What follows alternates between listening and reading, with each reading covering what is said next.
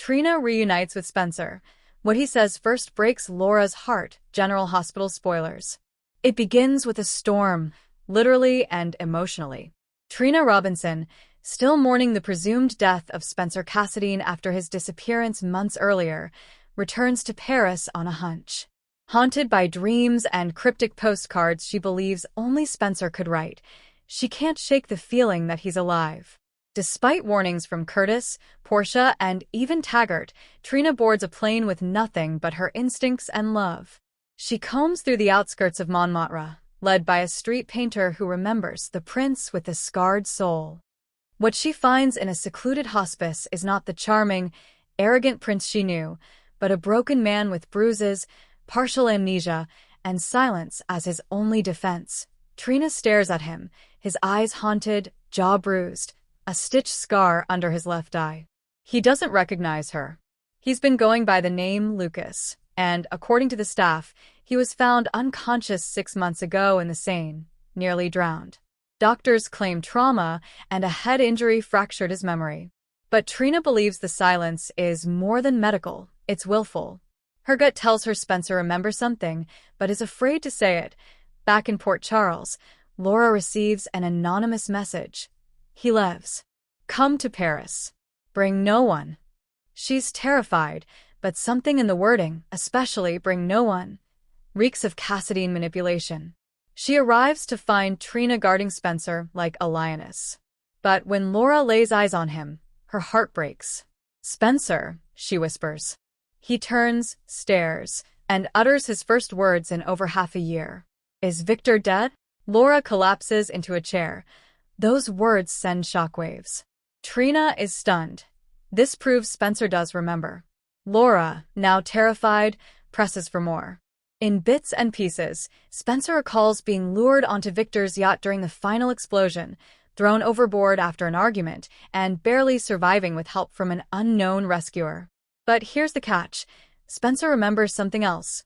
Victor whispered a final message before tossing him overboard. Your mother, she's alive. This revelation reopens old wounds. Spencer's mother, Courtney, died when he was a baby. Or did she?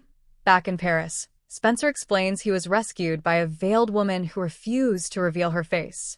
She spoke Greek, had a bracelet with a Cassadine crest, and called him my heart. Trina believes this woman might be Courtney or a Cassadine pawn. Spencer isn't sure, but he's desperate to find her again. His recovery becomes more emotional than physical. News spreads quickly. Laura flies back to Port Charles and updates Kevin, Nicholas, and Ava. They are all shaken, especially Nicholas, who believed he lost both his son and father in one brutal week. Ava suspects something more sinister. What if Victor's final play wasn't just death, but chaos sown through Spencer's return? Meanwhile, Esme, now unstable and living on the edge, is spotted lurking around Paris, watching Spencer and Trina from afar. Trina and Spencer slowly rebuild trust. He recalls the art gallery, their rooftop talks, even her perfume. It's clear he was faking his total amnesia to protect something or someone. But when Trina catches Spencer secretly calling someone and speaking in Greek, she confronts him. He confesses. The veiled woman left a message before vanishing again. If you speak her name, she will die. He's terrified she'll be killed if he reveals her identity. Trina's heart breaks. She wants to believe him, but secrecy threatens everything they've rebuilt. Back in Port Charles, Laura does her own digging. She discovers an old photograph from the Cassadine archives of a woman who looked eerily like Courtney, but with a scar down her cheek. The date is from years after Courtney's death. She confronts Nicholas, who breaks down. Victor told me once that death was only permanent when convenient. I thought he was mad.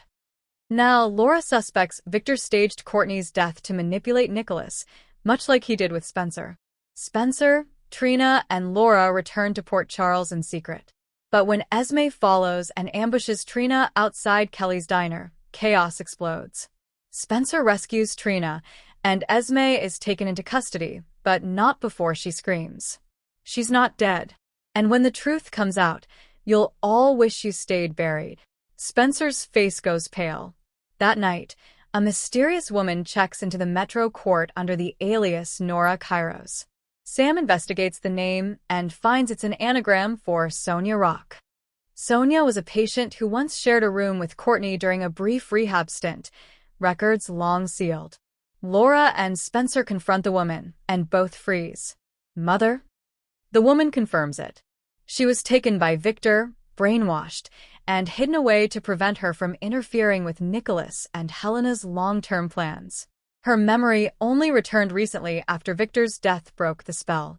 Spencer, Trina, Laura, and Courtney, now in hiding, learn the horrifying truth.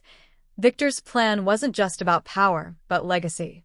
He wanted Spencer raised in the image of the Cassidines without maternal influence. Courtney's death was staged. Her recovery was slow.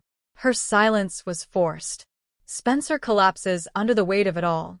Spencer begins intensive therapy, battling survivor's guilt, PTSD, and rage. Trina stays by his side, refusing to let the trauma break him. Laura finally begins legal proceedings to declare Victor's estate nullified due to crimes against humanity. Courtney, meanwhile, prepares to come forward. But it won't be easy. Her resurrection could upend inheritance claims, Cassidine holdings, and even Nicholas's mental state. Spencer leaves Trina a letter. If I am to be a true Cassidine, I must face what Victor made of me. But if I am to be a man worthy of you, I must be more than my blood. He boards a plane to Greece. As the plane takes off, a man in a dark coat sits beside Spencer. Hello, nephew. It's Stefan Cassidine, long thought dead. He smiles. You're not finished yet.